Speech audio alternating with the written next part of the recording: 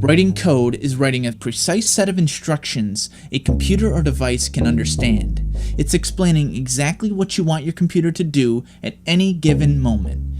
Computers need to know exactly how to react to things like the clicking of a mouse or the pushing of a button. And whatever happens, ultimately is happening because of lines of code written by a human programmer. Just about anything with a plug or battery uses code. It's keeping our airplanes in the air. It's allowing you to swipe a credit card. And the computer doesn't know what to do in any given situation. It has to be taught everything. So you can think of a computer programmer explaining to a computer what we want it to do as like trying to give someone directions for how to drive somewhere when they don't even know what a car is. So you can see what kind of complications you'd run into.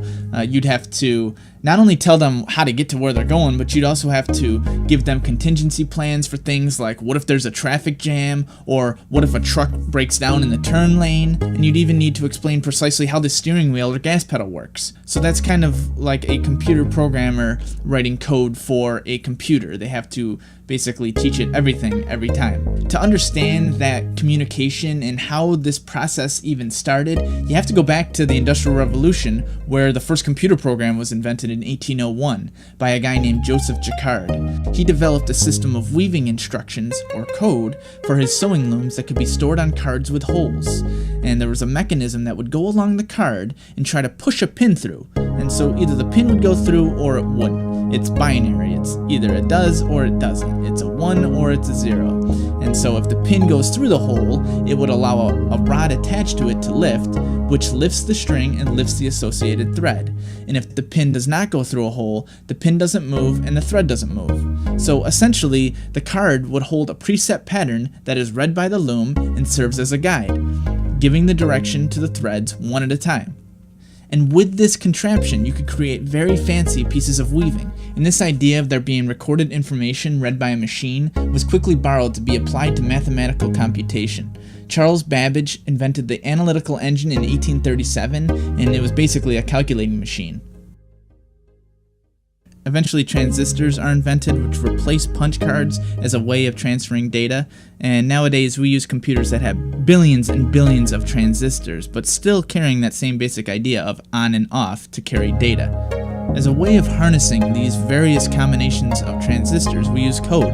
Computer programmers use different languages, whether it's Python for gaming, Java for desktop applications, or Objective-C for an iPhone app. A computer program is only a text file following those rules, and it's eventually translated into something the computer can understand. Just like the pins on Jacquard's loom, a computer can only understand two things.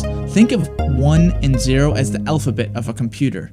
It's like, if you look at the alphabet of the English language, there's only 26 letters, and by themselves, they're meaningless. But when you combine them into different ways, you get The Great Gatsby or Romeo and Juliet. In the same way, billions of different combinations of 1s and 0s have the potential to give us Microsoft Word or iTunes.